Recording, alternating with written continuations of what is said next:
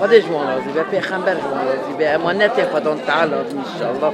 Khuddan Teala jwan lazım. Ulaşabildiğimiz ve bize başvuran, yardım talebinde başvuran insanlara imkanlarımız çerçevesinde yardım etmeye çalışıyoruz.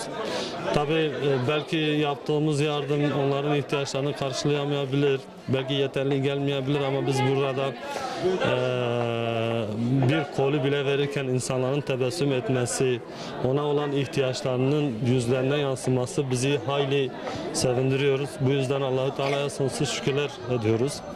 Bize bu imkanı verdiği için. Bununla birlikte Türkiye'nin birçok yerinden, dört bir yerinden bu insanlara yardım ulaştıran tüm herkese teşekkür ediyoruz. Onlar adına da Allah'a şükürlerimizi sunuyoruz. İslami STK aracılığıyla Türkiye'de bir seferberlik başlatılmış durumda ve böylelikle binlerce aileye başta gıda, battaniye, işte soba, çocuk bezi, mama, zaman zaman halı, kilim işte evlere yerlere serebilmek için o tür yardımlarda bulunuyoruz. İmkanlarımız çerçevesinde bulunuyoruz.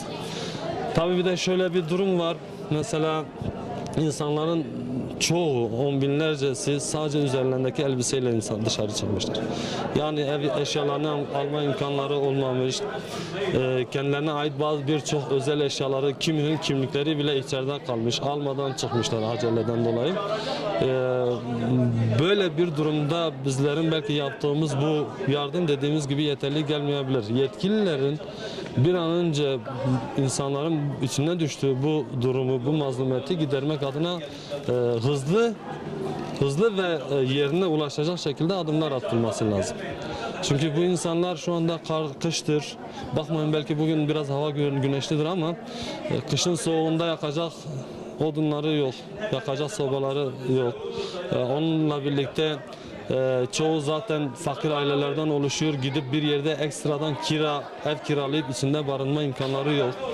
Ya hakeza bununla birlikte evin eşyasını temin edecek bir durumları yok. Herkes kendini bu durumda görsün.